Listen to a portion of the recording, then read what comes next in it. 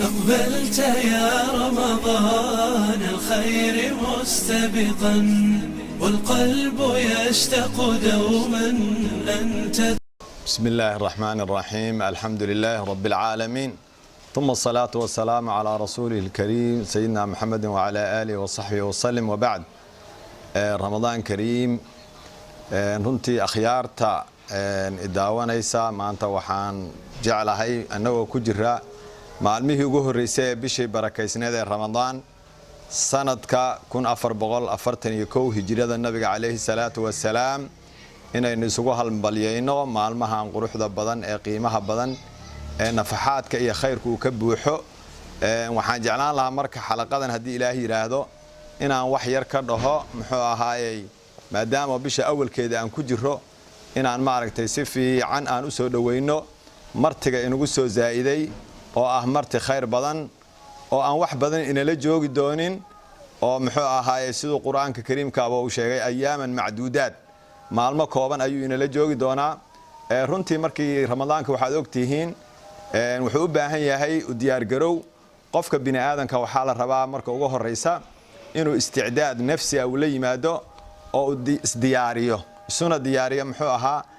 bisha barakaysan ee Ramadaan sidoo uga faa'iideysan lahaa. isticdaadkaas waad ogtihiin oo inaga asxaabtii nabiga calayhi salaatu wasalaam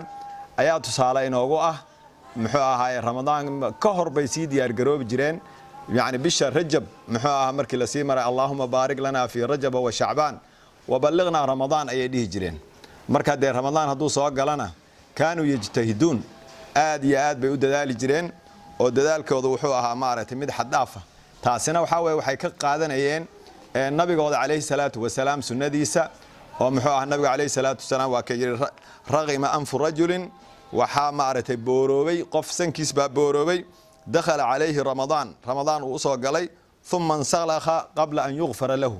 رمضان كينا وسكر دماضي انت ما عرفتي أن لو دم بدافن مركز تاسي وحاوي مركز سيدا درتيد بوحي أهاين كو آد يا آد وددالا أيوها مركز النبي عليه الصلاة والسلام وكما عرفتي أصحاب تسوشي ديه جري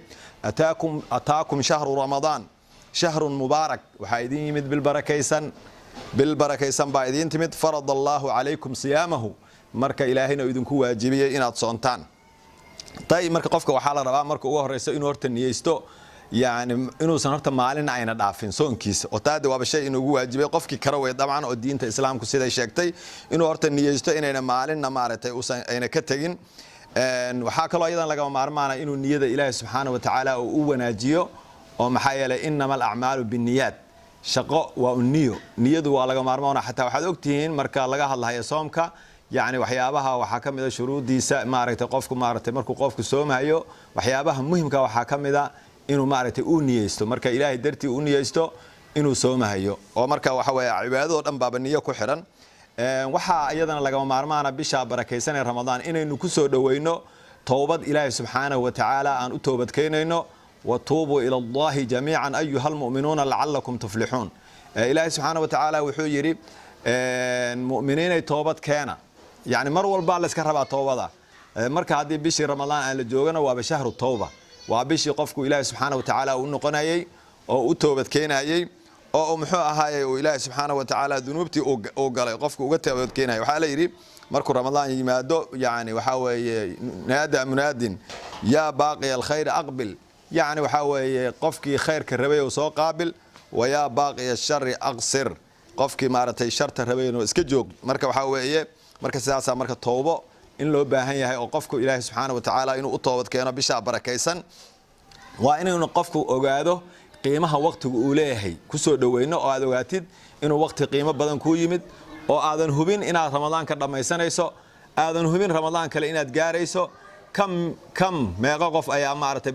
bishii hore sanadkii hore Ramadaankii hore ee 1440 ina la soontay maantana aan ila joogin marka adigu ma hubtid inaad Ramadaan dambe gaari doonto qof huba ma jiro Ramadaankan xataa inuu dhameysanayo qof huba ma jiro marka wixii Ilaahay subhanahu wa ta'ala kaaga soo gaarsiiyay oo dib Ilaahay ku soo gaarsiiyay waxyaabaha Ramadaanka inaynu ku soo dhaweyno ay tahay waxa weeye inaan qiimaha waqtiga aan ogaano oo aan ka faa'iideysano oo ayaaman macduudaad maalmaha yar ee kooban ee aan joogno inaan maaragtay sida aan uga faa'iideysano waxyaabaha kale aan dhihi karo yani waxaan ku soo dhaweyn karaa bisha barakaysan ee Ramadaan waxa kamid ah inaynu baranno يعني waxyaabaha diinta yani tacaaliimta ku saabsan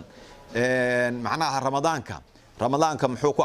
soonku muxuu ku ansaxayaa muxuu ku burayaa fadligiisu intuu leeyahay marka qofka muslimka ah waxa la rabaa inuu aqoon u leeyahay bisha barakaysan ee ramadaan saad ogtiin ilaahay subhanahu wa ta'ala quraankiisa wuxuu ku yiri hal yastawi alladhina ya'lamuna wal ladhina la ya'lamun inma yatadhakkaru ulul albab marka saadarteed waxaan u baahanahay inaan ramadaanka si fiican aynu soo dhaweyno oo maartay aynu waqtigiisa ka faa'iideysano aad iyo aad baad u mahadsantiin wafaqakumullah ويوفق الجميع والسلام عليكم ورحمة الله تعالى وبركاته.